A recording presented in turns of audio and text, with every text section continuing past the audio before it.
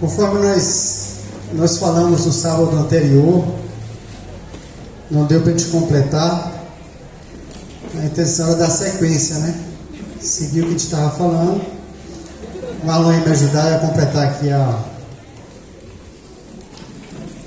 com a justa cooperação dele. Mas aí, conversando com o Vanjo hoje, ele perguntou sobre a carga, sobre o que tínhamos. Eu falei para ele do que a gente tinha compartilhado, e ele pediu que eu repetisse, né? Que não começasse de onde eu parei, mas a gente voltasse um pouquinho e falasse de novo o que já tínhamos falado.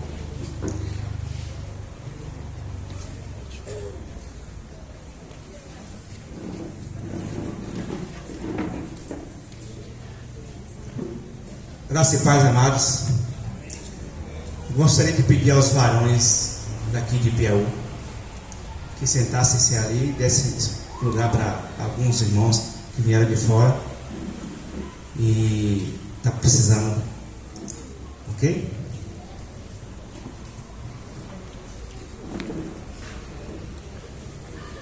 Mandei nos grupos caseiros o que compartilhamos no sábado. E hoje lá em casa a gente deu uma repassada, não sei nos demais. Foi assim, Manabai, por lá? Muita festa e tal. Jefão.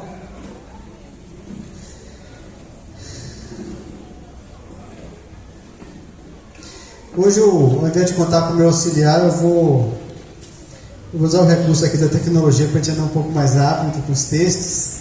E são muitos textos, eu gostaria de ler todos os textos. Porque se por acaso eu me atrapalho nas considerações finais, a palavra fala por si só, né? Ela por si só já basta. Então já nos dá uma segurança e respaldo. E também assim, embora ao mesmo tempo seja complicado trazer a palavra com o Vanjo aqui do lado me ouvindo, mas por outro lado, como eu ouvi essa palavra dele, né? A gente fica tranquilo, porque o que falar de errado ele corrige na hora. Não tem problema nenhum. Amém? Então sigamos. As advertências contra os falsos mestres e o falso ensino. Falar em nome de Deus não significa falar da parte de Deus. Esse tema do falso ensino e dos falsos mestres é algo tão preocupante para os apóstolos, que nós vemos ao longo de todo o Novo Testamento, a começar pelo próprio Senhor Jesus, no livro dos Atos dos Apóstolos e em todas as cartas apostólicas também, com exceção de Filemon, nós vemos menções e advertências contra o falso ensino e contra os falsos mestres. Daí a importância de nos atentarmos para isso também. Então o Novo Testamento está encharcado dessa palavra de advertência, né? Tanto contra o falso ensino, tanto quanto os falsos mestres também. Nem sempre o falso profeta traz o falso ensino. Às vezes, seu propósito é outro. E ele usa o ensino correto para alcançar o que ele quer. Nem sempre o falso mestre ele vai trazer exatamente o ensino completamente errado, mas vai usando aquilo que temos, o ensino que conhecemos, da verdade que nos alcançou. E ainda assim, atrai discípulos a si, com algumas distorções, alguns pontos a mais ou outros a menos, nos levar para longe da verdade. O simples ensino da verdade não é suficiente para evitar o contágio, a contaminação do falso ensino. Porque se fosse assim, irmãos, não teria tantas advertências nas cartas. Porque os apóstolos não ensinaram nada de errado. Ensinaram o evangelho genuíno, o verdadeiro que receberam de Cristo. E ainda assim, em todas as cartas, eles advertiram os irmãos contra os falsos ensinos e contra os falsos mestres. Então nós temos nos esforçado para trazer a palavra com integridade para vocês ao longo desses 30 anos aí. Mas sabemos que isso por si só não é suficiente, trazer apenas a verdade, para evitar que o engano entre na igreja. É importante detectar o engano, notar o falso mestre, notá-lo para a igreja, pontuar, evidenciar e livrar os irmãos do engano. Amém? Todas as cartas apostólicas teve como objetivo corrigir desvios, apontar enganos e denunciar os falsos mestres. Então eu queria te puxar os textos e lendo aqui texto a texto e comentando brevemente sobre cada um até chegar à nossa conclusão, começando com Mateus 7 de 15 a 23, o próprio Senhor Jesus nos falando, dizendo o seguinte: cuidado com os falsos profetas, eles vêm a vocês vestidos de pele de ovelhas, mas por dentro são lobos devoradores. Vocês o reconhecerão por seus frutos. Pode alguém colher uvas de um espinheiro ou figos de ervas daninhas? Semelhantemente, toda árvore boa dá frutos bons, mas a árvore ruim dá frutos ruins. A árvore boa não pode dar frutos ruins, nem a árvore ruim pode dar frutos bons. Toda árvore que não produz bons frutos é cortada e lançada no fogo. Assim, pelos seus frutos vocês o reconhecerão. Nem todo aquele que me diz Senhor, Senhor entrará no reino dos céus, mas apenas aquele que faz a vontade de meu Pai que está nos céus. Muitos me dirão naquele dia: Senhor, Senhor, não profetizamos nós em teu nome? Em teu nome nós expulsamos demônios e não realizamos muitos milagres? Então lhes direi claramente: nunca os conheci, afastem de mim vocês que praticam o mal. A manifestação de sinais, de carismas, de poder, não é prova de que Deus aprova alguém. Mas permanecer nas suas palavras, sim. Permanecer no seu ensino, sim. Frutificar segundo Cristo, sim. Nos versículos 24 a 27, o Senhor continua: portanto, quem ouve as minhas palavras e as pratica é como um homem prudente que construiu sua casa sobre a rocha. Caiu a chuva, transbordaram os rios, sopraram os ventos, deram contra aquela casa e ela não caiu, porque tinha seus alicerces na rocha. Mas quem ouve essas minhas palavras e não as pratica é como um insensato que construiu a sua casa sobre a areia. Caiu a chuva, transbordaram os rios, sopraram os ventos e deram contra aquela casa e ela caiu, e grande foi a sua queda. Ouvir as palavras do Senhor, pô-las em prática e permanecer nela. Nós havíamos dito, quando falamos sobre a importância da repetição, de que a repetição não é para que conheçamos a verdade, mas para que a gente possa permanecer na verdade, a não nos desviarmos dela. Em João, capítulo 12, 47 a 49,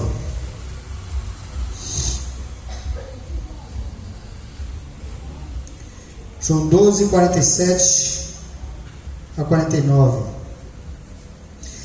Se alguém ouve as minhas palavras e não as guarda, eu não julgo, pois não vim para julgar o mundo, mas para salvá-lo. Há um juiz para quem me rejeita e não aceita as minhas palavras. A própria palavra que eu proferi o condenará no último dia. Pois não falei por mim mesmo, mas o Pai que me enviou me ordenou o que dizer e o que falar. Nós não seremos julgados por sinais, por prodígios, por milagres, por manifestações de poder. Nós seremos julgados pela palavra de Cristo. Ela é o crivo para a nossa vida e para a nossa obra também. Seguindo, Atos 20. Irmãos, esse é o texto que mais me chama a atenção. Atos 20, 28 a 30.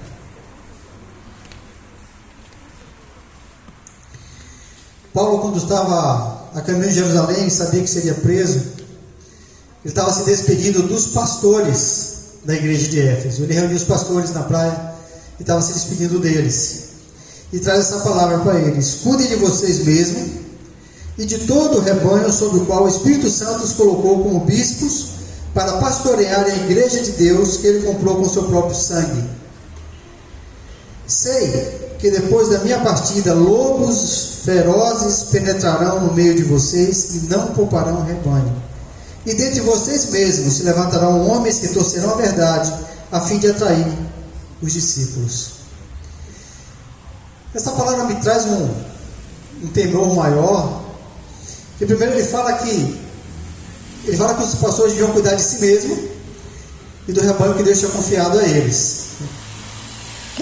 E ele disse que sabia que depois da sua partida, na ausência dele, penetrariam no rebanho lobos ferozes que não poupariam o rebanho.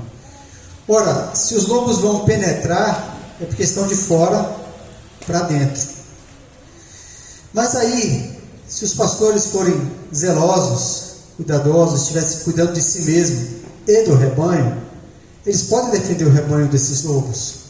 Eles podem identificar para a igreja o falso mestre, o falso ensino, o falso profeta, denunciá-los, nominá-los como cães, como falsos, e livrar a igreja disso. E o próprio Senhor fala lá em Apocalipse, quando ele escreve a igreja de Éfeso, inclusive, desses mesmos pastores aqui, ou dos seus sucessores. E o elogio que Jesus traz a esses homens é que eles não toleravam os maus, que tinham posto à prova os falsos apóstolos e tinham mostrado que eles não eram apóstolos. Mas quando ele fala no versículo seguinte: e dentre vocês mesmos se levantarão homens que torcerão a verdade a fim de trair os discípulos, é o que me causa mais temor, irmãos. Porque enquanto o perigo vem de fora para dentro, nós podemos defender o rebanho, proteger o rebanho, zelar por o rebanho. Mas quando o perigo são os próprios pastores, ele fala dentre vós mesmos, ele está falando para os pastores, dentre vós mesmos se levantarão homens que farão o quê? Torcerão a verdade. E como se proteger quando o perigo está dentro, está sobre a igreja? Qual remédio que a igreja tem? Se alguém distorce a verdade que conhecemos, só tem um remédio, irmãos: vocês conhecerem a fé que abraçaram, conhecer a palavra que julga a todos, que todos estão debaixo desse julgamento da palavra, ninguém está fora disso, seja mestre, apóstolo, profeta, seja lá quem for, está sobre a palavra, e a palavra que julga. E se a igreja conhece a palavra, a igreja usa a palavra para discernir, para julgar, e para não ser atraído por aqueles que distorcem a verdade. Amém? Por isso que eu insisto tanto com vocês, irmãos. Bora conhecer a palavra. Vamos mergulhar nela, amar a palavra de Deus, conhecê-la, meditar, ler, repetir sempre. Essa é a nossa segurança que temos. Então, se dentre nós, sim, às vezes conversando no grupo caseiro lá na quinta, repassando a palavra, aí eu estou assim: André, o que vem de vocês, eu sempre de olho fechado. Falei: olha, cuidado, de vez em quando você. Foi até engraçado a fala toda. O máximo que ela falaria assim: acho que ele não está bem hoje, se você está falando as coisas erradas. Até lembrou uma palavra que eu trouxe aqui que ela não estava entendendo bem. Eu falei assim: André, não está bem hoje não. Mas, irmãos, se vocês conhecerem a palavra, a fé que vocês abraçaram, vocês podem sim confrontar o falso ensino, seja de quem for, porque existe autoridade maior sobre nós, que é a palavra de Cristo. Amém?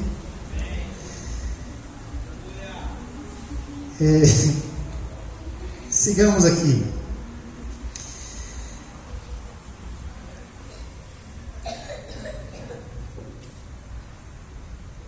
A história da igreja é isso. São 2000 anos de vigilância, de recomeço, de luta contra o falso ensino, de restauração da verdade, de distorção da verdade e de restauração da verdade. A gente vai seguindo. Romanos 16, 17 e 18.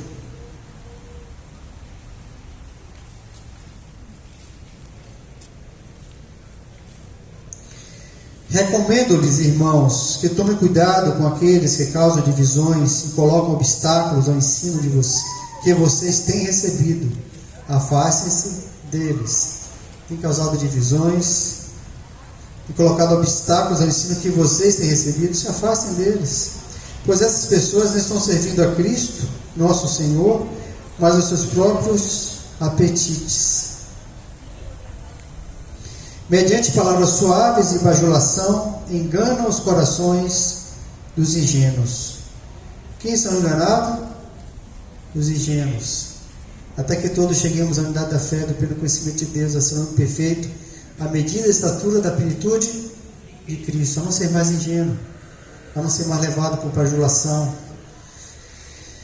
por quem quer agradar a homens e trazê-los a si mesmo e afastá-los de Cristo. 1 Coríntios 4, 6.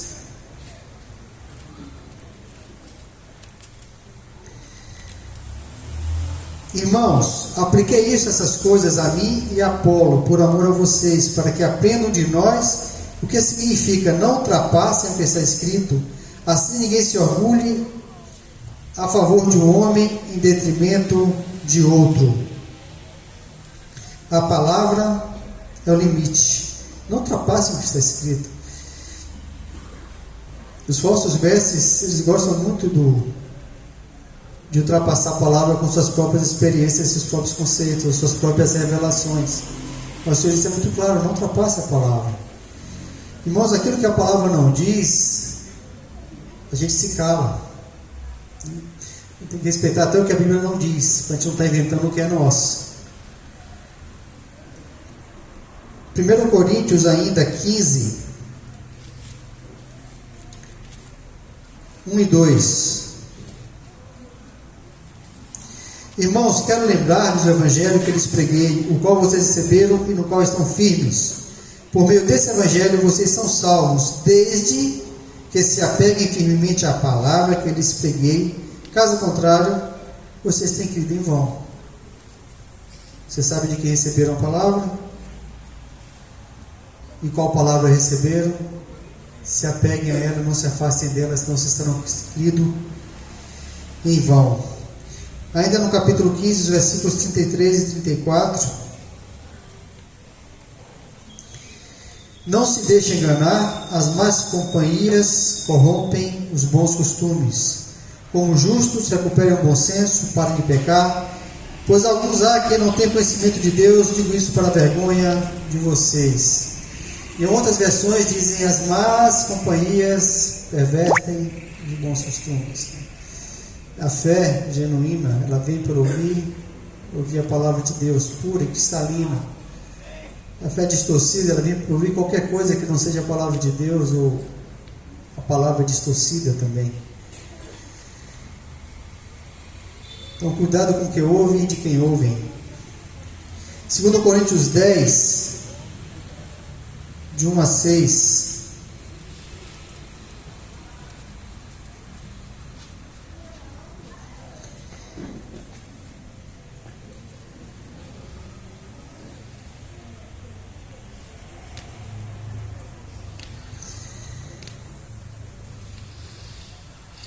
Eu, Paulo, pela mansidão, pela bondade de Cristo, apelo para vocês, eu que sou humilde, quando estou face a face, com vocês, mais audaz quando ausente, Paulo está usando de ironia aqui. Rogo-lhes que quando estiver presente, não me obriguem a agir com audácia, tal como penso que ousarei fazer para alguns que acham que procedemos segundo os padrões humanos. Pois embora vivamos como homens, não lutamos segundo os padrões humanos. As armas com as quais lutamos não são humanas, pelo contrário, são poderosas em Deus para destruir fortalezas. Destruímos argumentos e toda a pretensão que se levanta contra o conhecimento de Deus. Levamos cativo todo pensamento para torná-lo obediente a Cristo. E estamos prontos para punir todo ato de desobediência, uma vez se completa a vossa submissão. Tem uma versão que fala que, quando fala sobre destruir argumentos, ele fala sobre sofismas. E o sofisma ele é uma mentira com aparência de verdade, uma verdade distorcida. Então as armas com as quais lutamos não são humanas, pelo contrário, são poderosas em Deus para destruir fortalezas, destruindo argumentos e toda a pretensão que se levanta contra o conhecimento de Deus, que levanta o cativo todo pensamento, autoridade de Cristo.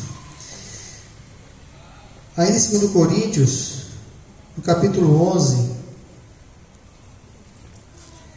de 1 a 4, espero que vocês suportem um pouco mais da minha insensatez. Sim, por favor, sejam pacientes comigo.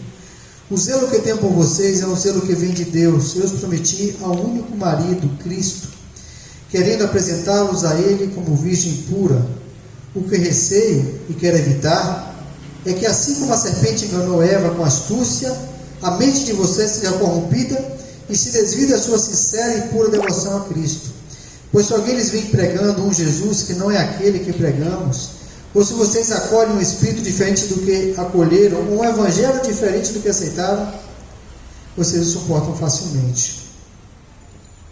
Todavia, não me julgo nem um pouco inferior a esses superapóstolos. Eu posso não ser um orador eloquente, contudo tenho conhecimento. De fato, já manifestamos isso a vocês em todo tipo de situação.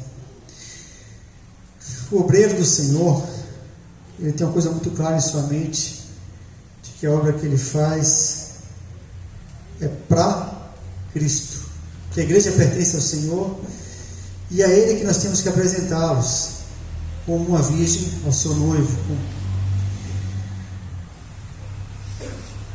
O que eu receio e quero evitar que, assim como a serpente enganou Eva com astúcia, a mente de vocês seja corrompida e se desvie da sua sincera e pura devoção a Cristo.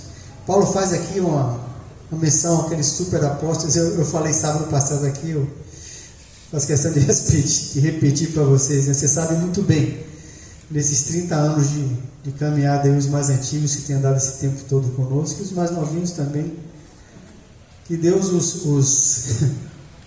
os presenteou com pastores que em nada são homens poderosos em palavra nem em atos. Temos isso para vocês, que temos o Evangelho de Cristo puro, simples, a palavra dele, e é nela que nos apegamos, é ela que entregamos a vocês, e é por meio dela que zelamos pela vida de vocês, não por nós, mas por ele. Não a nossa vontade, a dele. Não o nosso jeito de ser, mas o dele. Amém? É ele que temos que imitar, a Cristo.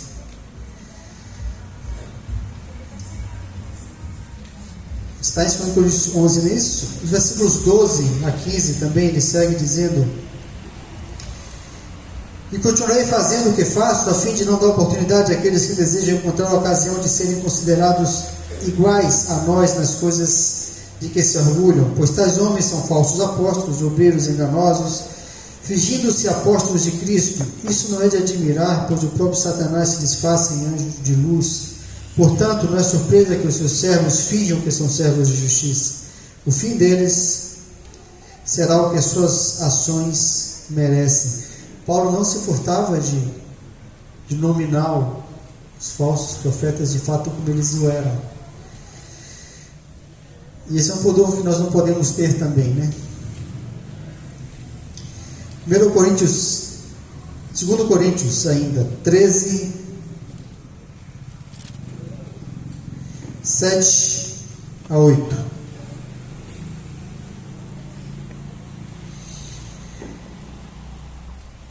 Agora oramos a Deus para que vocês não pratiquem mal algum, não para que os outros vejam que temos sido aprovados, mas para que vocês façam o que é certo, embora pareça que temos falhado, pois nada podemos contra a verdade, senão em favor da verdade.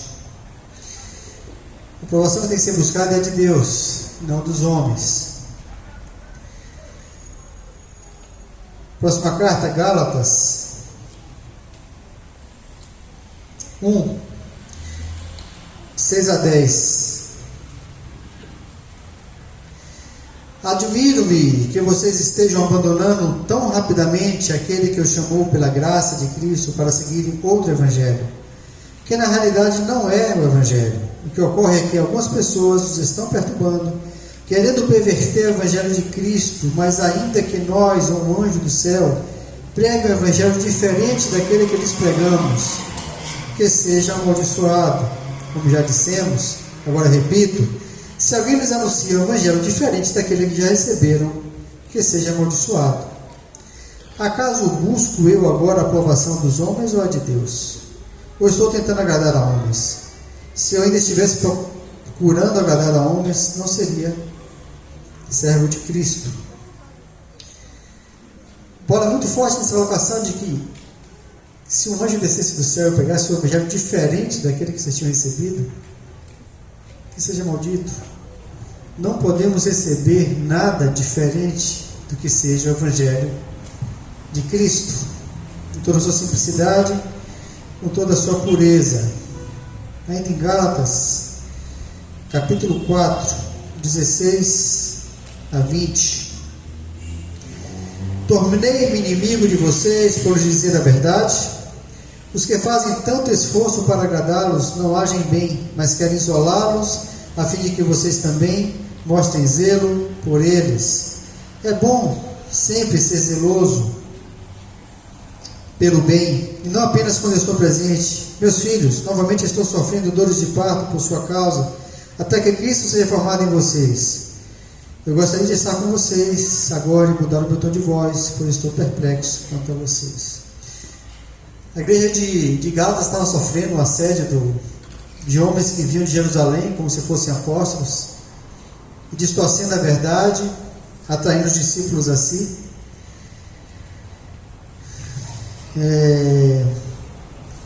querendo isolá-los e apresentando outro evangelho diferente daquilo que eles tinham recebido. E Paulo foi muito veemente nessa defesa da fé e do evangelho que eles tinham recebido.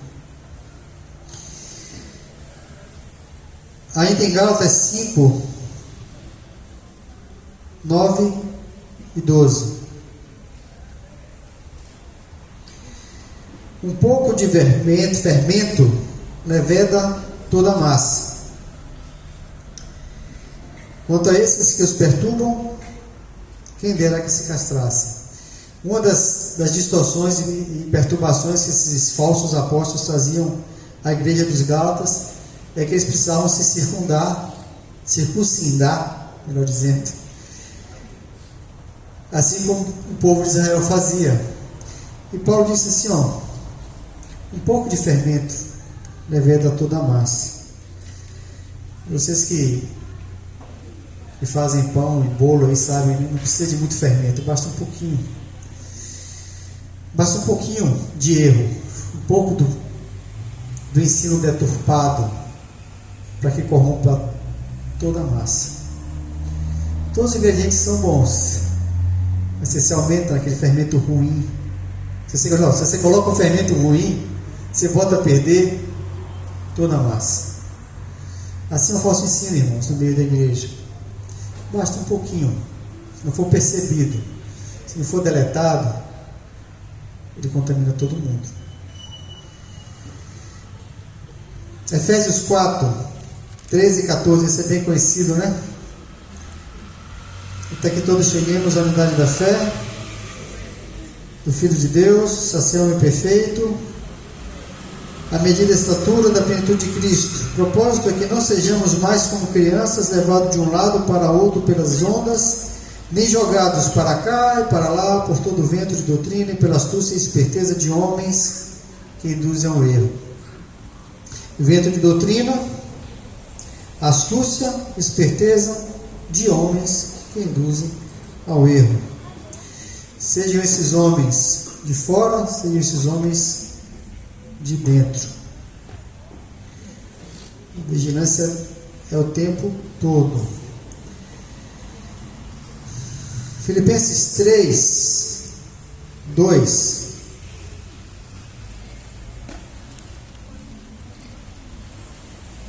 Cuidado com os cães, cuidados com esses que praticam o mal, cuidado com a falsa circuncisão. Mais uma vez, Paulo não se furtando a nominar os falsos mestres como cães, né? Como lobos. Acautelai-vos, cuidado com os maus obreiros. Versículos 17 e 19, seguindo, no mesmo capítulo. Irmãos, sejam unidos, sigam unidos o meu exemplo e observem os que vivem de acordo com o padrão que lhes apresentamos. Pois, como já lhes disse repetidas vezes, e agora repito com lágrimas, há muitos que vivem como inimigos da cruz de Cristo. Irmãos, tudo que nós pregamos, ensinamos, nós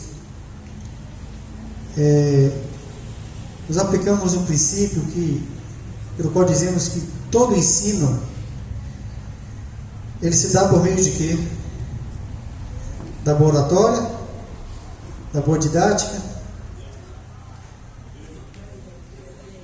do exemplo. A única forma de ensinar é o exemplo. Nós não podemos tirar o exemplo do nosso meio. Nós não podemos dizer uns para os outros: façam o que eu digo, eu faço o que eu faço. Se tirarmos o exemplo dentro de nós, acabou essa obra. Paulo diz colocar como modelo do rebanho. Nós precisamos nos colocar como modelo e apontar o modelo e evocar o modelo do que vivemos e que ensinamos, que aplicamos. Não pode ser diferente. Seja quem for o modelo,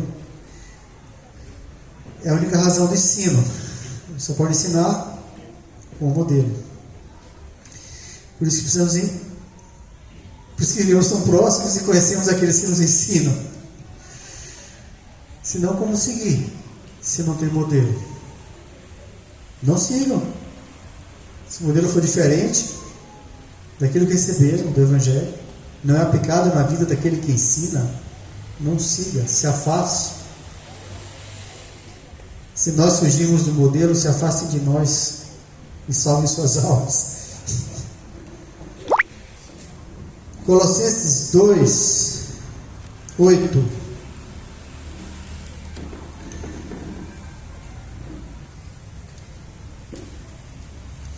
Tenham cuidado para que ninguém os escravize a filosofias vãs e enganosas que se fundamentam nas tradições humanas e nos princípios elementares desse mundo e não em Cristo, pois em Cristo habita corporalmente toda a plenitude da divindade.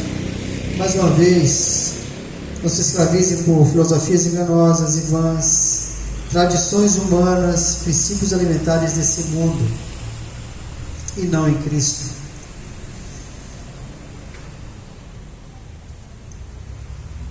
A gente lembra daquela palavra de aquele texto que lemos, acho de Coríntios, né, que fala que não vá além daquilo que está escrito. A gente não pode ir além nem ficar aquém. Nós só obra aquilo que ele é. E aqueles que escravizam por vãs filosofias e tradições humanas são exatamente o que acrescentam aquilo, ultrapassam aquilo que foi escrito, com o seu próprio conceito, né, de ser e de fazer.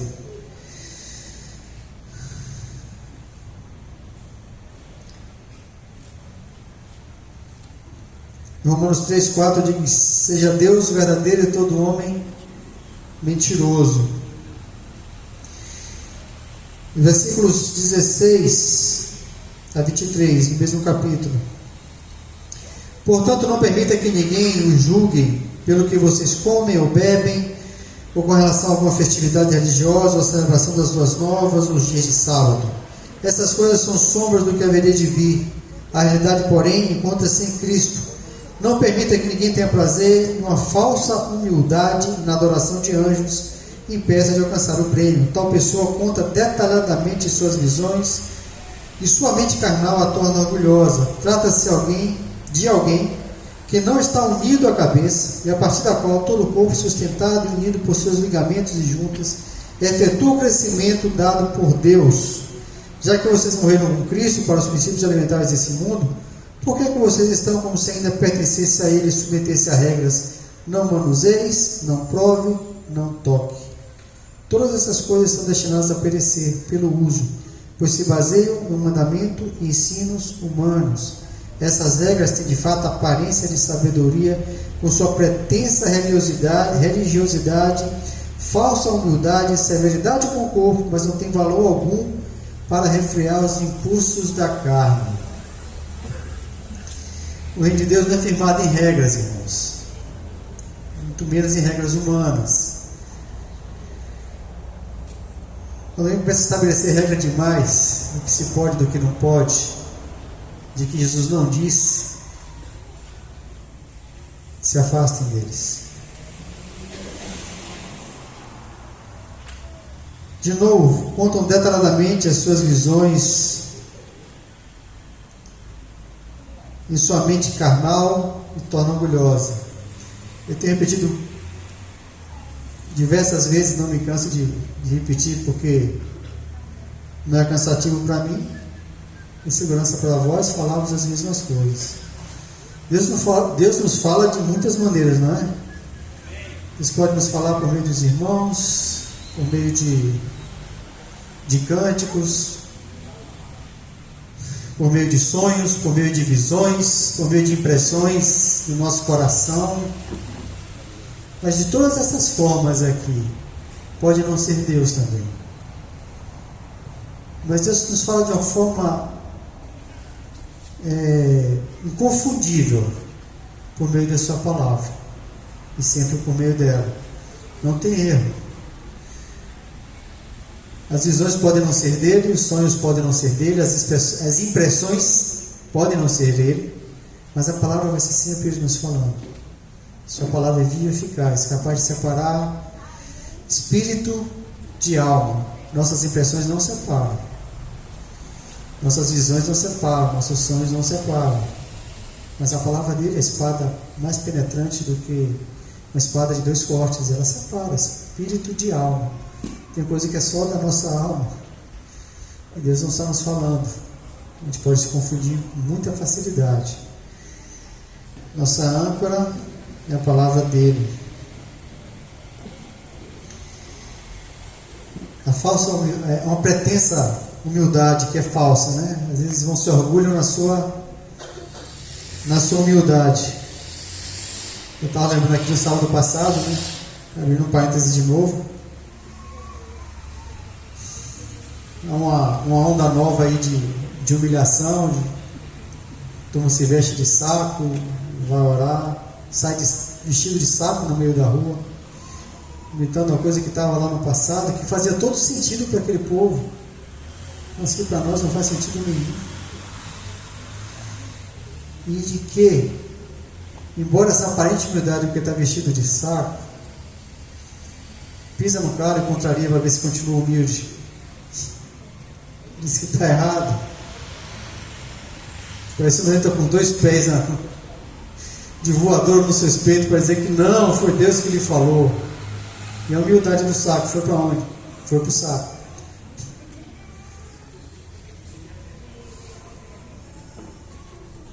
A verdadeira humildade se comprova, irmãos, no nosso dia a dia, quando somos humilhados uns pelos outros, né? E a gente suporta na vida, quando não somos reconhecidos, quando somos preteridos por outros, quando somos corrigidos, e a gente aceita, a gente é contrariado, muda de opinião. A humildade se traduz assim. É como aquele lava-pés, né? Jesus lavou os pés dos discípulos,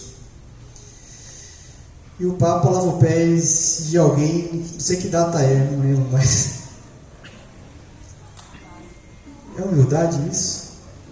Faz sentido, gente? Irmão, vou lavar seus pés aqui, mostrar que eu sou humilde. Eu vou estar me orgulhando da minha humildade, né?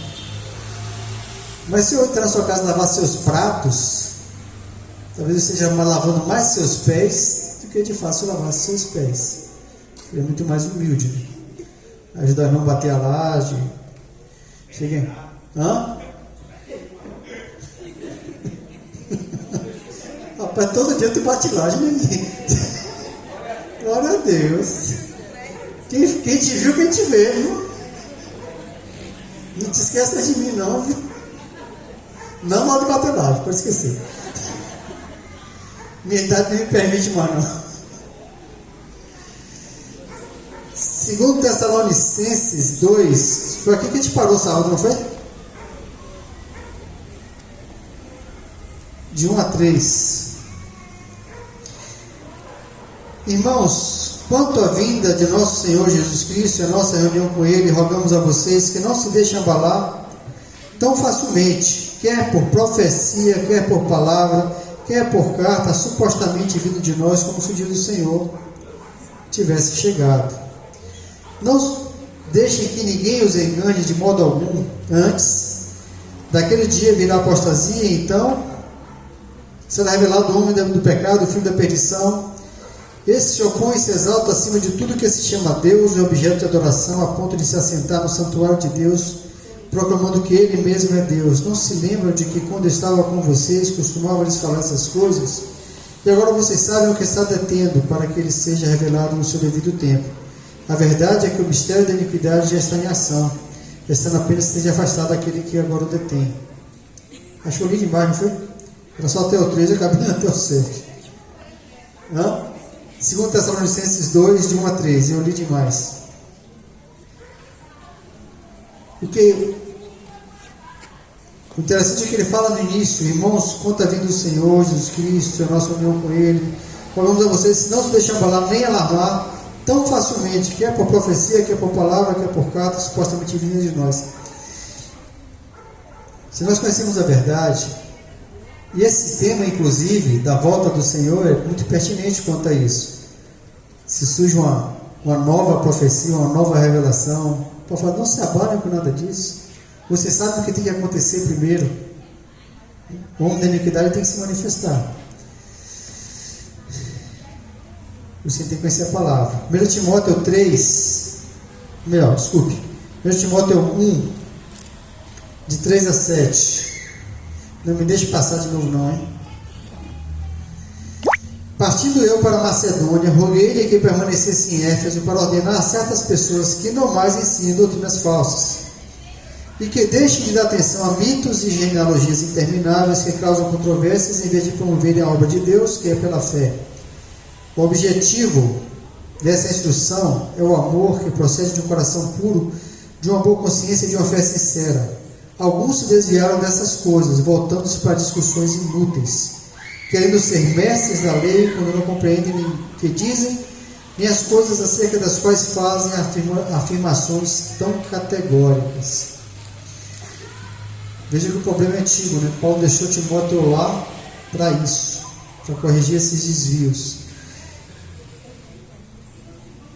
1 Timóteo 1, de 3 a 7.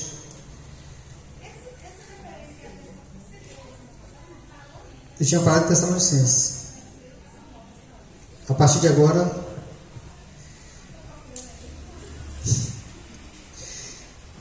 capítulo 4, versículo 3 a 7.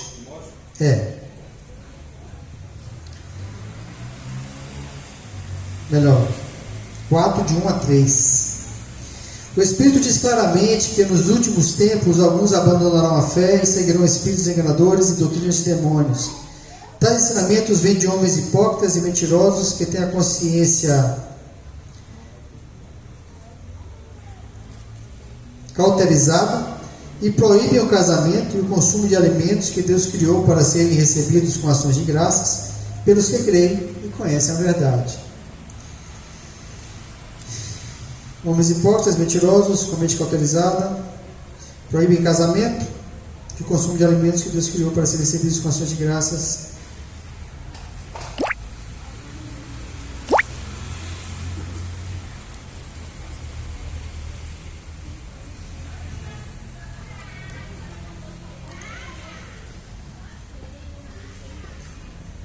eu esqueci de ler 1 Tessalonicenses 1, de 3 a 7 também. Não li, não foi? Sim. 2 Timóteo 2, 16. Isso. Fez bem.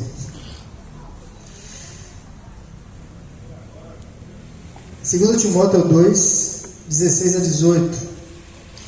Evite as conversas inúteis e profanas, pois os que se dão a isso prosseguem cada vez mais para a impiedade. Conversas inúteis, profanas. Profana é aquilo que não é santo.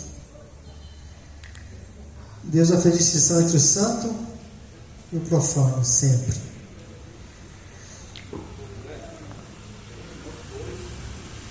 Dois, 16 e 17.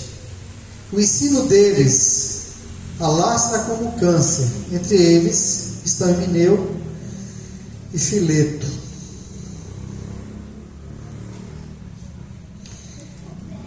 Segundo Timóteo ainda 3, 14.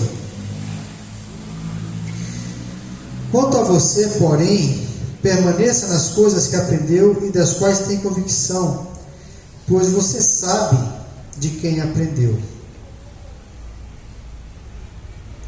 Você sabe de quem aprenderam, não sabe? Não permaneça. Ainda 2 Timóteo 4, de 1 a 4.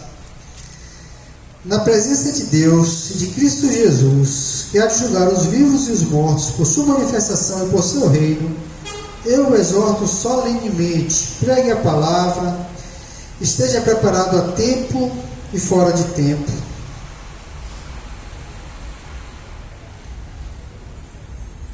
Repreenda, corrija, exorte com toda a paciência e doutrina. Pois virá o tempo em que não suportarão a sã doutrina. Pelo contrário, sentindo coceiras nos ouvidos, segundo seus próprios desejos, juntarão mestres para si mesmo.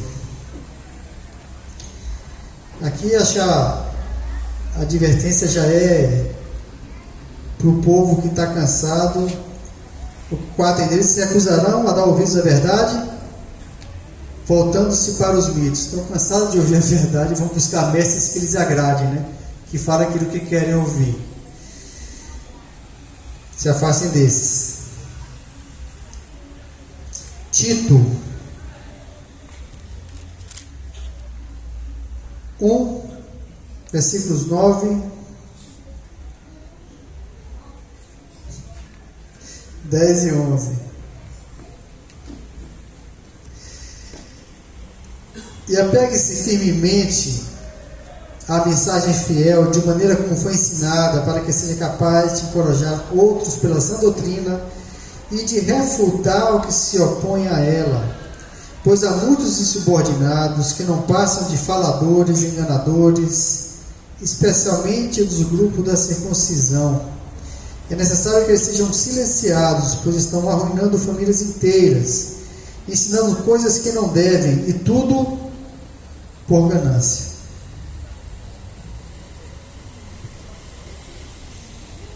Apegue-se firmemente à mensagem fiel, de maneira como foi ensinada, para que seja capaz de encorajar a outros pela sã doutrina e de refutar os que se opõem a ela. A importância de conhecer a fé que nos foi confiada, porque a fé foi confiada a quem? Aos santos, a todos os santos, a cada um de vocês, para que vocês batalhem por ela, na defesa dela. Se apeguem fielmente no que receberam, para encorajar os outros pela sã doutrina e refutar os que se opõem. É preciso encorajar os que creem, para que não desanimem, para que perseverem, e refutar aqueles que ensinam a distorção. Hebreus, capítulo 2,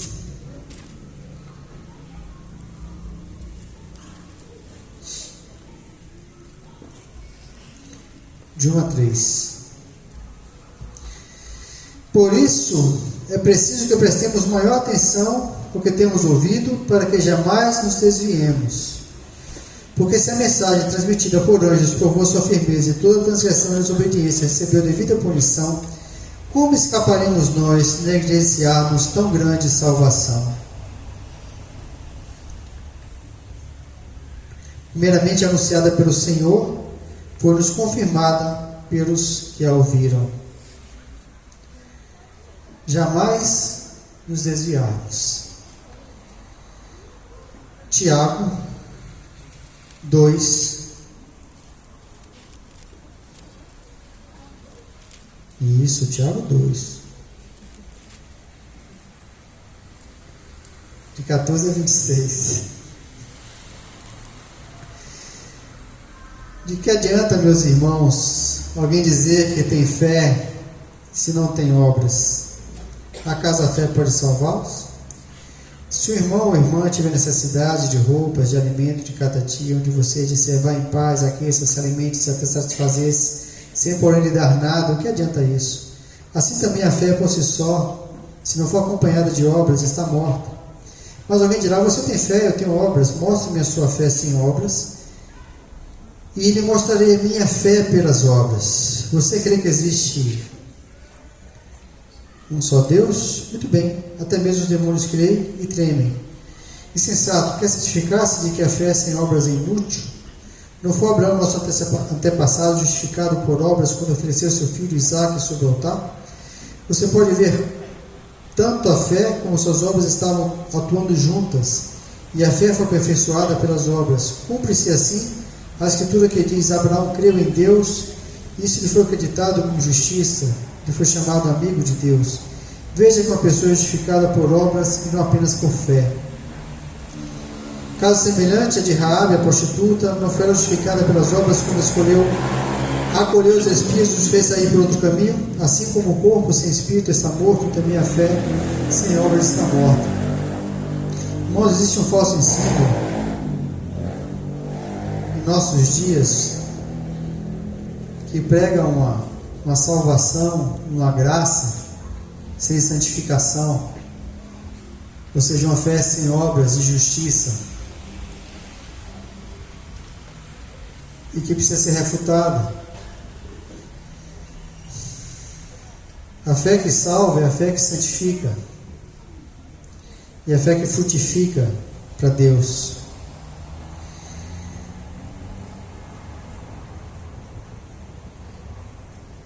Segunda Pedro 2,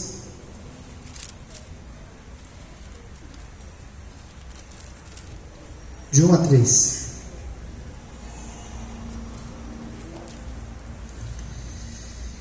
No passado surgiram falsos profetas no meio do povo, como também surgirão entre vocês falsos mestres.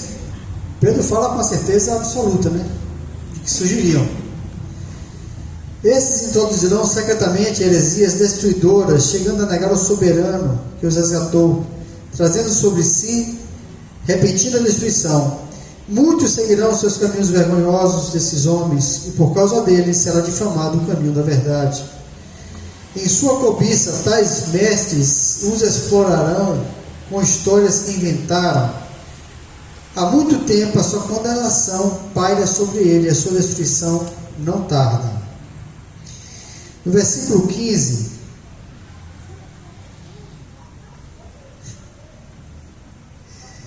eles abandonaram o caminho reto e se desviaram, seguindo o caminho de Balaão, filho de Beor, que amou o salário da injustiça.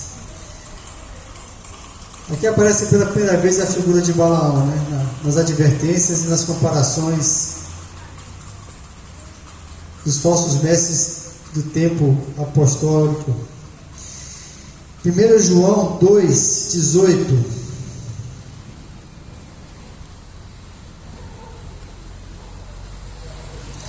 Filhinhos, esta é a última hora, e assim como vocês ouviram que o anticristo está vindo,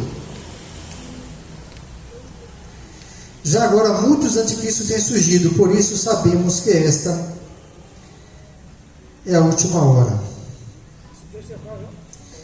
1 João 2,18. Ainda em 1 João, capítulo 4, versículo 1. Amados, não creiam em qualquer espírito, mas examinem os espíritos para ver se eles procedem de Deus, porque muitos falsos profetas têm saído pelo mundo. Paulo em Coríntios manda que a gente julgue as profecias, né? A gente julga as profecias e prova os espíritos. 2 João, versículos 7, 8. De fato, muitos enganadores têm saído pelo mundo, os quais não confessam que Jesus Cristo veio em corpo. Tal é o enganador e o anticristo. Tenham cuidado para que vocês não destruam o fruto do nosso trabalho, antes sejam recompensados plenamente. Todo aquele que não permanece no ensino de Cristo, mas vai além dele, não tem Deus. Quem permanece no ensino tem o Pai e também o Filho. Se alguém chega a você e não trouxer esse ensino, não receba em sua casa, nem o saúde. Pois quem o saúda torna-se participante das suas obras malignas. Não traz o ensino de Cristo, não receba, não escute, se afaste dele. Judas, a partir do versículo 3.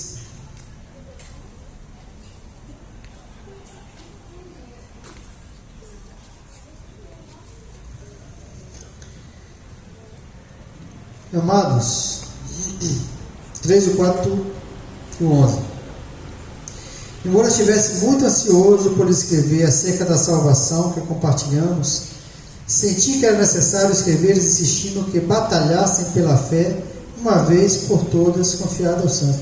Acho que essa é a palavra que o Virgínio mais tem trazido para a gente aqui em Piauí. Toda vez que ele vem aqui, acho que das últimas 3 vezes ele falou sobre isso. Pela fé confiada aos santos, batalhar por ela. E Judas queria falar sobre outra coisa, né? Estava ansioso para escrever a carta, para escrever acerca da salvação que compartilhamos. Senti que era necessário escrever, insistindo que batalhassem pela fé, uma vez por todas confiado aos santos. Pois certos homens, cuja condenação já estava sentenciada há muito tempo, infiltraram-se dissimuladamente no meio de vocês. Estes são os ímpios e transformam a graça de nosso Deus em libertinagem e negam Jesus Cristo, nosso único e soberano Senhor. Versículo 11. Ai deles, pois seguiram o caminho de Caim. Buscando o lucro, caíram no erro de Balaão e foram destruídos na rebelião de Coré. É a segunda vez a gente ouve a menção de Balaão de novo, né? Relacionando aos falsos mestres.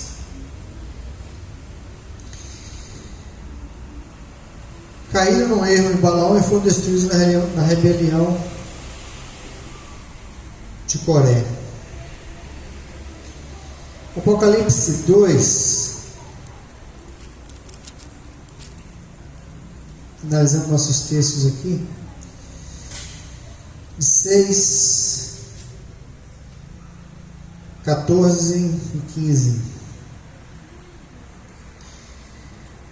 Mas uma coisa que eu tenho a seu favor: você odeia as práticas dos nicolaítas, como eu também odeio.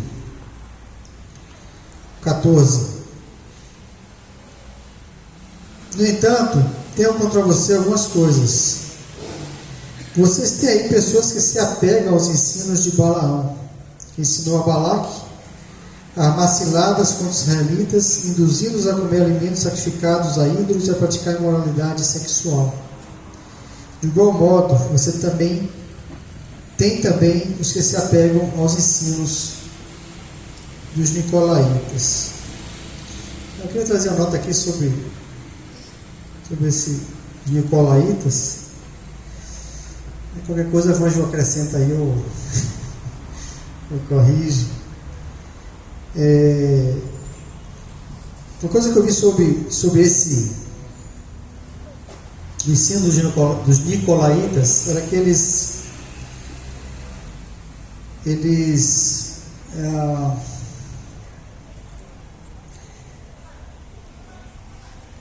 eram mais do que personalistas, né? Eles meio que encarnavam a atenção e a autoridade neles. Assim, o povo servia mais a eles do que a Cristo. Por aí, veja.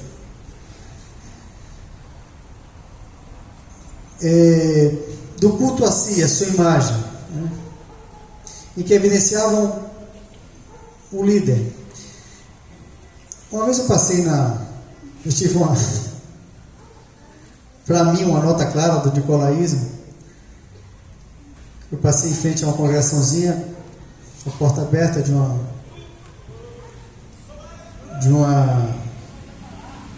um segmento bem conhecido na televisão, e eu via o obreiro lá, ele olhando para a televisão e vendo o seu líder falando,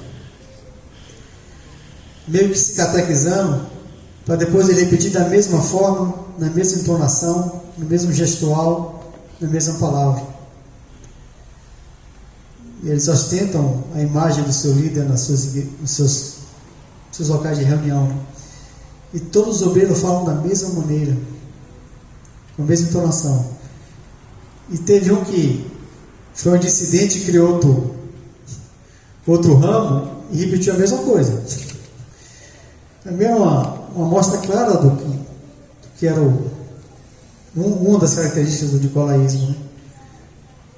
Esse personalismo do líder que se tem como a referência a ele e não a Cristo, que se imita a ele, que se repete exatamente como ele faz. E Jesus disse que odiava isso. Tem uma palavra que o Senhor falou para os discípulos, eu sei que alguns o fazem muitas vezes na inocência, na brincadeira, mas que tem um irmão aqui que disse que brincadeira é coisa séria. Jesus disse assim: a ninguém nessa terra chameis mestre. E parece que a gente tem a necessidade de ter um mestre para seguir, né? Para imitar o mestre. Ninguém chameis mestre, um só é vosso mestre, Cristo. A ninguém nessa terra chameis Pai, um só é o vosso Pai. É diferente, irmãos, do sentimento de paternidade que os pastores têm pelo rebanho, porque de fato geraram. Como Paulo dizia para os coríntios: vocês podem ter 1000 mestres, vocês têm apenas um Pai, só eu vos gerei em Cristo. Mas Paulo não atraiu os discípulos a si como se ele fosse o seu pai. Pelo contrário, ele se dava pelos discípulos como o pai se dá pelo filho, como a ama pela criança que cria. Ele se gastaria por eles. Essa é a verdadeira paternidade. Vai ser colocado e ostentado como o pai do povo, ou o mestre. Somos servos de Cristo. Paulo fala que Deus tinha colocado os apóstolos em último lugar, como se fosse o lixo. E assim que é o sentimento daqueles que servem, né? Vocês que são pais, vocês não se privam muitas vezes do que poderiam ter para que seus filhos tenham? Os sentimentos dos pais têm que ser esses, para que os filhos prosperem, que permaneçam, que cresçam,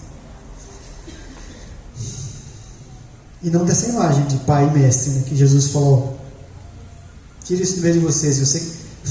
Vocês se contaminam fácil com isso.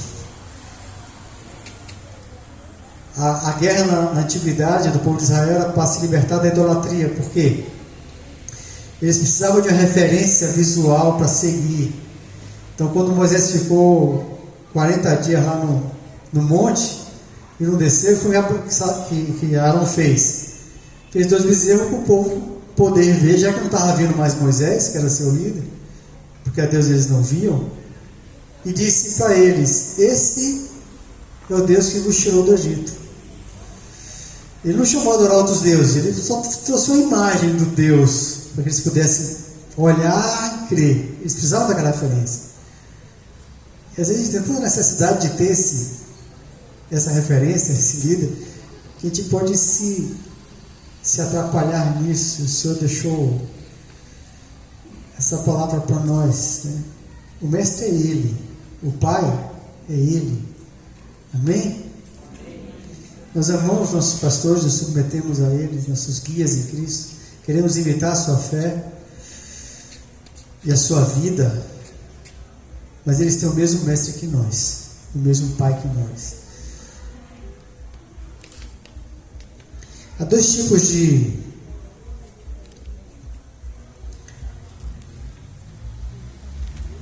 a gente pode tratar assim, no que diz respeito ao falso ensino, né?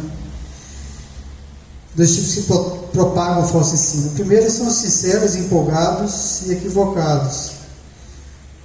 Acho que isso é fácil de tratar, porque ele também está iludido. Com remédio, trazer a verdade, a palavra, com clareza, ser paciente. É o que Paulo fala para Timóteo, em texto que a gente já leu, 2 Timóteo 2, de 24 a 26. Aos servos do Senhor não convém brigar, mas sim ser amável para com todos, apto para ensinar, paciente. Deve corrigir com mansidão os que se lhe opõem, na esperança que Deus lhe conceda arrependimento, levando-os ao conhecimento da verdade. Então, queridos, algum irmãozinho foi contaminado com falso ensino, ele está com mau fermento, achando que está no princípio correto, mas você que conhece tem clareza. Corrigir com amor, com mansidão, com paciência. Ao servo do Senhor não convém brigar, mas sim ser amável para com todos, apto para ensinar, paciente. Deve corrigir com mansidão os que se lhe opõem, na esperança de que Deus lhe conceda arrependimento, levando-os ao conhecimento da verdade. O outro são os obreiros fraudulentos, que são inimigos da cruz de Cristo. Esses sabem tudo, não estão iludidos.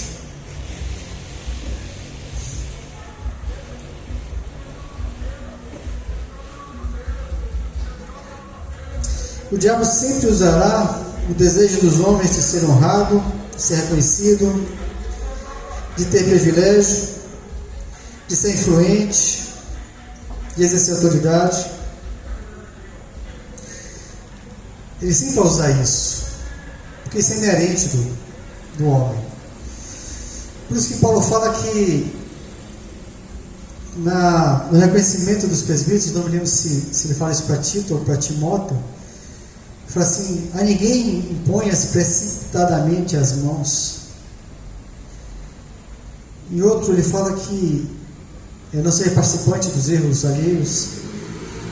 E outra recomendação que ele faz é que não seja neófito, para que não se soberbeça e caia na condenação do diabo. E qual foi o laço, a condenação do diabo? Foi querer para si o que era de Deus, querer ser reconhecido, ser louvado, ser adorado. Os homens estão nessa semente em si, de quererem isso, ser reconhecido, ser bajulado, ser obedecido, ser honrado, ser atendido, ser servido, ser paparicado. O diabo vai usar isso e vai enredar alguns.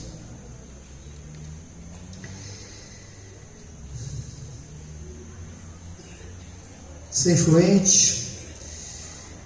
Isso levou Balaão à perdição. Esse foi o caminho de Balaão, o caminho da glória terrena,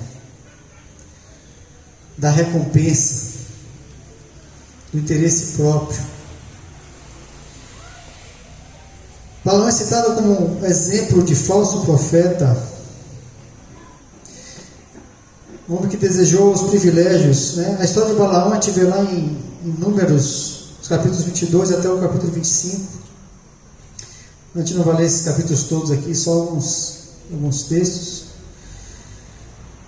Mas ele foi chamado por Balaque, né, para que amaldiçoasse o povo de Israel.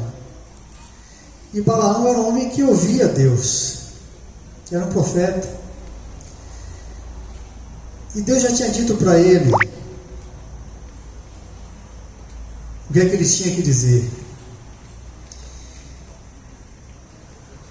Balaão ouvia Deus, Deus falava por meio dele. Mas quando ele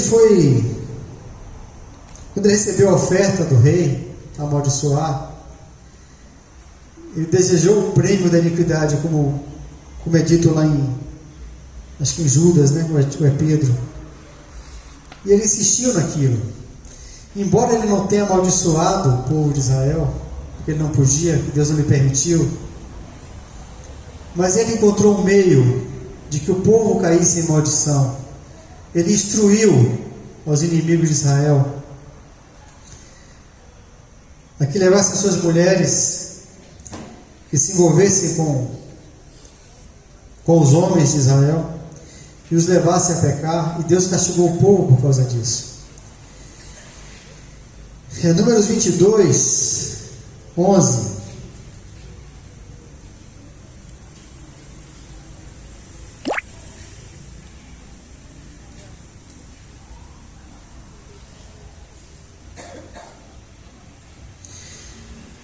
Um povo que sai do Egito cobre a face da terra. Esses são os emissários de Balaque falando com Balaão. Venha agora lançar uma maldição contra ele. Talvez então eu tenha condições de derrotá-lo e de expulsá-lo. Mas Deus disse a Balaão, Deus falava com ele: não vá com eles. Você não poderá amaldiçoar esse povo, porque é povo abençoado. Na manhã seguinte, Balaão se levantou e disse aos líderes de Balaque: voltem para a sua terra, pois o Senhor não permitiu que eu os acompanhe. Isso era para ter se encerrado por aí. Deus disse que para não ir, que não ia amaldiçoar, ponto. Os líderes moabitas voltaram a Balaque e disseram: Balaão recusou-se a acompanhar-nos. Balaque enviou outros líderes em maior número e mais importante do que os primeiros. Eles foram a Balaão e disseram: assim diz Balaque, filho de Zippor, que nada o impeça de vir a mim, porque eu o recompensarei generosamente e farei tudo o que você me disser. Venha, por favor, e lance para mim uma maldição contra esse povo. Balaque, porém, respondeu aos conselheiros de Balaque. Balaão respondeu: mesmo que Balaque me desse o seu palácio cheio de prata e de ouro, eu não poderia fazer coisa alguma, grande ou pequena, que vá além da ordem que o Senhor me deu. Agora fiquem também vocês aqui essa noite, eu descobrirei o que mais o Senhor tem para dizer. Ao que pode parecer que Balaão estava descartando os emissários, mas por outro lado parece também que ele estava aumentando o preço dele, né? Mesmo que ele não tinha dito que ia dar o seu palácio, ele disse: mesmo que Balaque me dê o seu palácio cheio de prata e de ouro, eu não poderia fazer coisa alguma, grande ou pequena, que vá além da ordem do Senhor. Agora fiquem também vocês aqui essa noite, e eu descobrirei o que mais o Senhor tem para me dizer. Deus tinha mais alguma coisa para dizer para Balaão? Deus tinha dito para ele. Porque essa historinha de se ele me der tudo, nem assim, mas fica mais um pouquinho, quem sabe Deus não me diz alguma coisa, não permita ir com vocês. Quem sabe Deus não tem uma nova revelação diferente para essa minha situação de que não. Eu me lembro de uma situação uma vez entre nós, um jovem que se converteu, tinha uma situação, estava separado da esposa e entendeu o Evangelho, aparentemente entendeu, e se dispôs a viver celibatário, né? Já que a esposa não queria meia com ele, não queria volta de jeito nenhum. Aí foi passando o tempo, as coisas foram ficando mais difíceis e a moça não resolvia não atendia seus apelos, a reconciliação. Aí teve um retiro uma vez lá em Retiro de Pastores, Beca ainda estava entre nós, lá em Tramandaí, Rio Grande do Sul. E ele disse assim para mim, para Zé: vão lá, quem sabe Beca não tem revelação nova para a minha situação. Vocês, mano, não tem revelação nova nenhuma. Jesus já disse qual é a tua situação. Não tem esperança para isso, cara. Não há revelação nova para isso. A Balaão disse: ó, deixa eu, fiquem aqui mais uma noite. E ele acabou indo. Ele disse: então vá com eles, mas diga só o que eu lhe mandar. Aí é interessante que Deus fala: vá com eles, diga só o que eu lhe mandar. Mas no caminho tem aquela situação da mula, né, que todo mundo conhece, a história da mula de Balaão, que ela falou porque ela viu o anjo e Balaão não via, insistia em ir no seu caminho em busca da sua riqueza. Balaão não desistiu de receber o prêmio da iniquidade. Ele queria muito. E chegando lá, em Números 31, versículos 8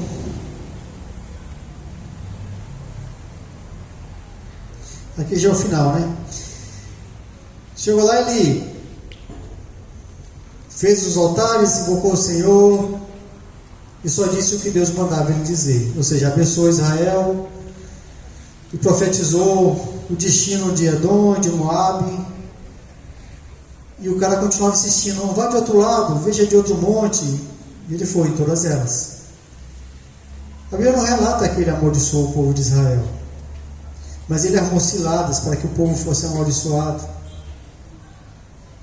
E o povo sofreu o dano do seu pecado por causa da astúcia de Balaão, de que ele falou como os moabitas deveriam fazer para que o povo entrasse em pecado e o próprio Deus se levantasse contra o povo, já que Moabe não poderia derrotar Israel. Aí em Números 31, versículo 8 diz assim: entre os mortos estavam os 5 reis de Midian, Evi, Requem, Zur, Ur e Reba. Também mataram a espada Balaão, filho de Beor. Versículo 15 e 16: vocês deixaram todas as mulheres vivas? Perguntou-lhes. Eu lendo 14: mas Moisés indignou-se contra os oficiais do exército que voltaram da guerra, os líderes de milhares e os líderes de centenas. Vocês deixaram todas as mulheres vivas? Perguntou-lhes.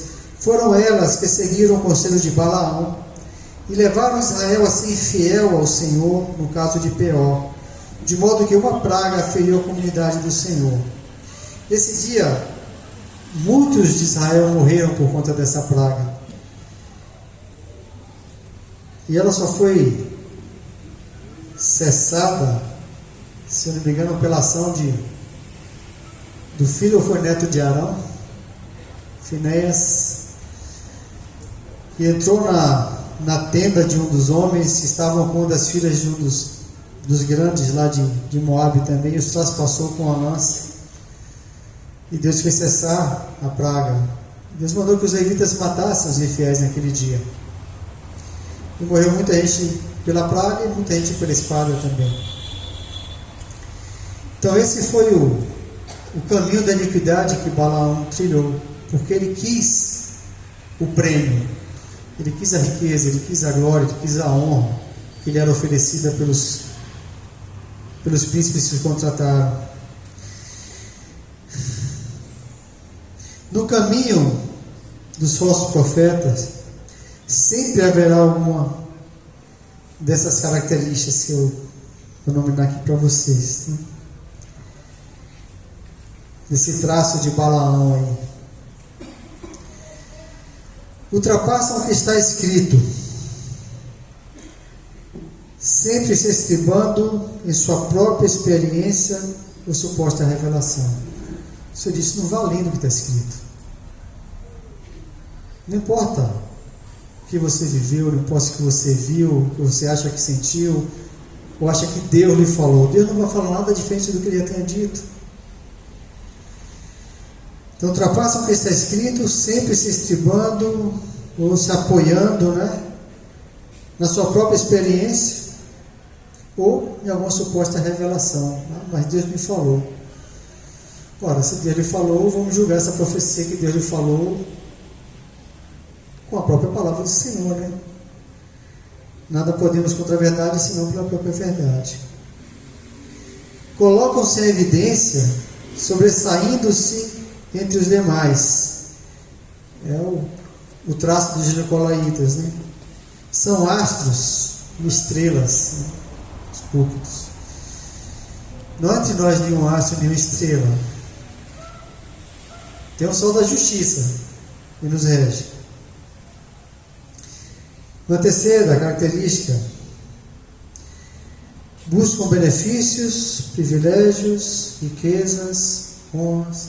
Ou seja, seu Deus é o ventre. Só pensa nas coisas dessa terra e não nas coisas de Cristo.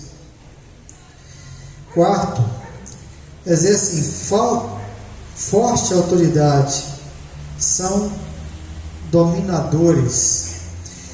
Pedro, quando escreve aos presbíteros, ele diz: aos presbíteros como eu, apacentem o rebanho do Senhor, como se fosse dar contas por eles, não como dominadores, mas como modelo do rebanho. Nós não dominamos a fé de ninguém. Desmerecem as demais autoridades. Essa é outra característica, né?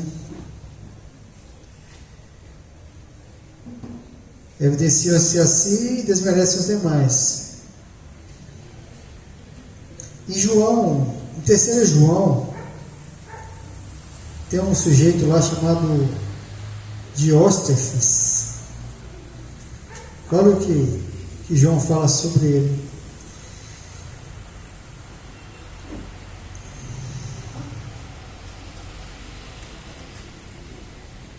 Versículo 9. Escrevi à igreja, mas Diótrefes, que gosta muito de ser o mais importante entre eles, não nos recebe. Portanto, se eu for, chamarei a atenção dele para o que está fazendo com suas palavras maldosas contra nós. Não satisfeito com isso, ele se recusa a receber os irmãos, impede os que desejam de recebê-los e os expulsa da igreja. Esse Diótrefes era mal cego.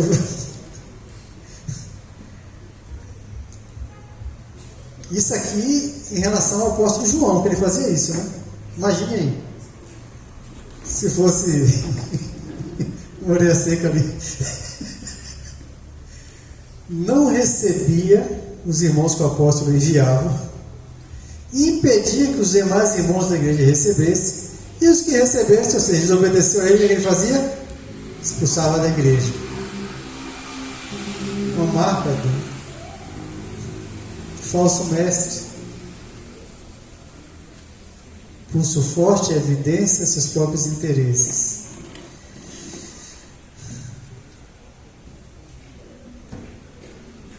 Imagina, o apóstolo João, né? Isso é o que me deixa mais impressionante. Apresentam-se inspirados pelo Espírito Santo na nova revelação. Irmãos, quando alguém vos fala muito do que Deus nos disse e não fala nada do que está escrito, não escute. Deus não vai falar nada além do que Ele já deixou para nós.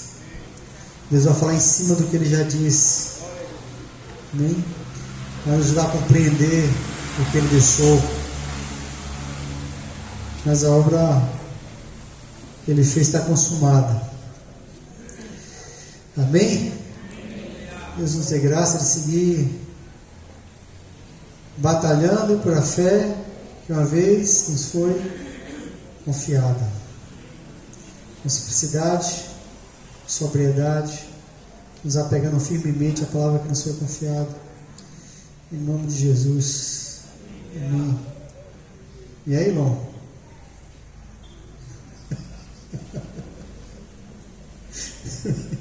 E aí, Vanjo?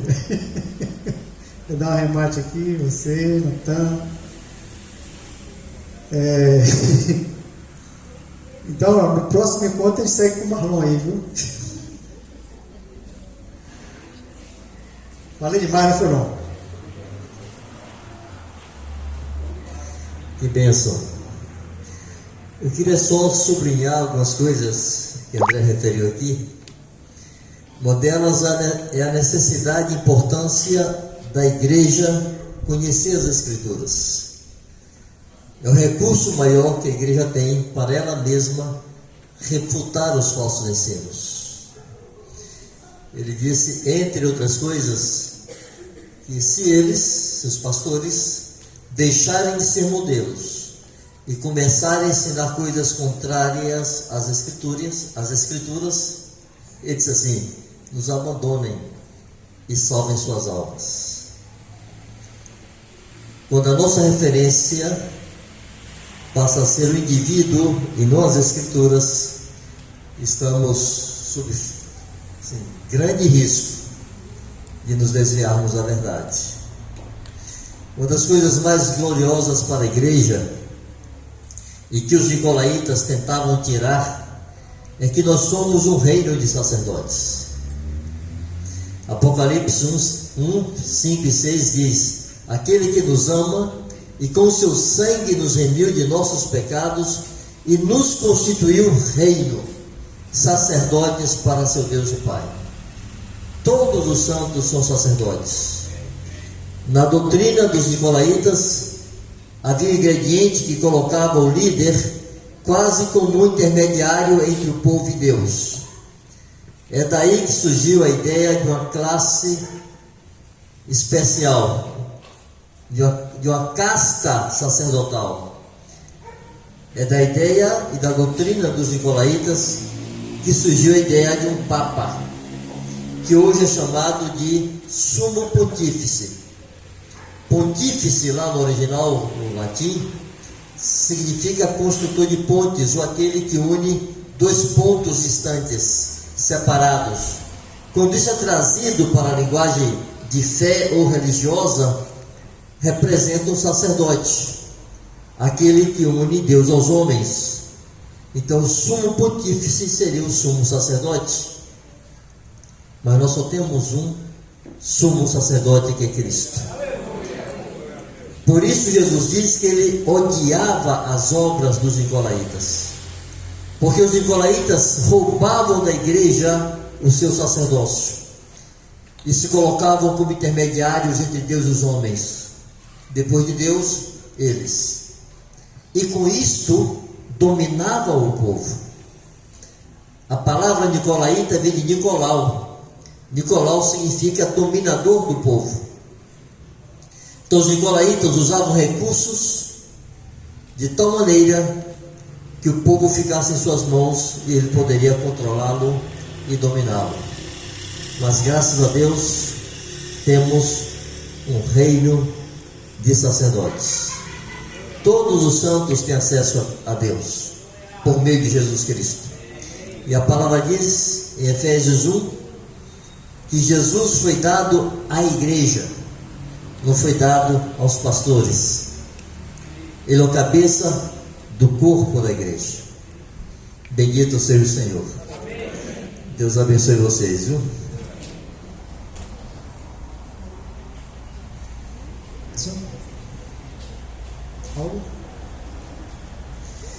Irmãos, hoje é um dia diferente, né? Tem um bocado de irmãos aqui.